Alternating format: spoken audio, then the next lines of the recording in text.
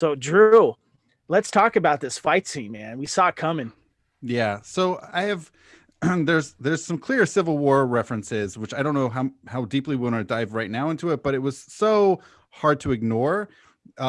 If so, two quick things. One is it reminds me of the little I want to say that scene where they have the vice around the Winter Soldier's arm because they're in a warehouse and Mm-hmm. they've got it's Captain America. It's the same three guys, different Captain America, and they're trying to turn one of them, right? They're trying to make Right. sure the Winter Soldier turns the right way, and here they're hoping Captain America turns the right way, but it goes the opposite. And then also the end of Civil War, where we have the fight between two powered individuals and a person with an exosuit. And so and even the shield possibly beheading someone is very reminiscent of Civil War. But the thing that shocked me, if I can just share with you, Please. which gets doubled later, is Walker believes that he killed the person who killed Lamar, and he is very confident about it, which later gets yes.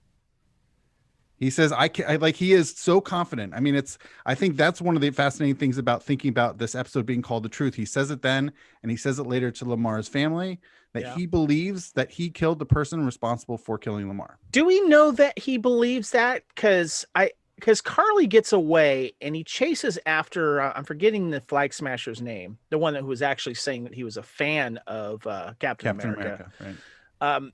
I don't. I know he was taking out his anger of Lamar's death on him, but I kind of thought, and we'll get into it in that scene later. I kind of Right. thought that he lied to Lamar's parents. That's what I got out of it. So Kyle, I'm no, actually not sure. I think am I wrong on that? there's a fascinating ambiguity. How much we actually don't know whether he believes it or not. I really do think, based on both the opening scene and the scene with Lamar's family, that he thought he really did kill the right person, Hmm. and that he has a mixed up truth going on.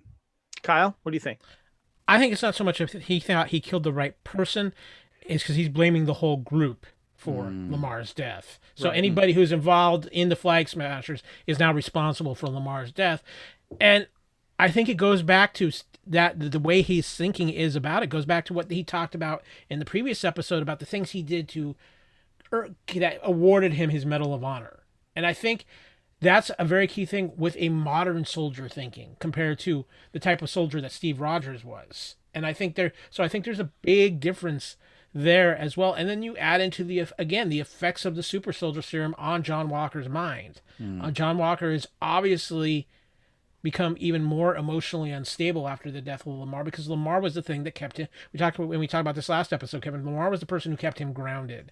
So without Lamar to kind of be his tether, and then you add in the extra effects of the super soldier serum, John's not in a great place mentally.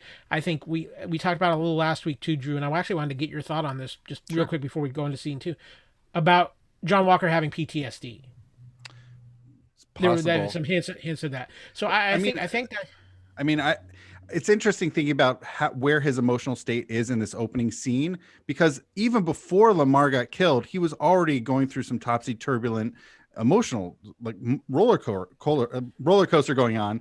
So because he had, before he even took the serum, he was already doubting himself. First of all, earlier in that episode, when the Dora Milaje easily whooped on him, and then before he took the serum, and then clearly once Lamar dies, so his emotional state is all over the place.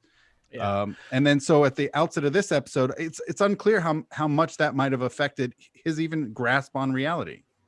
I think the other thing, and I want to talk about in this particular scene, Kevin, is another phenomenal fight scene. This show has had absolutely phenomenal fight scenes, and the fight between Bucky and Sam and John Walker was so realistic because if you honestly think about John Walker between the super soldier serum and the pure adrenaline that is probably pumping through his system, it takes both Sam and Bucky to take him out.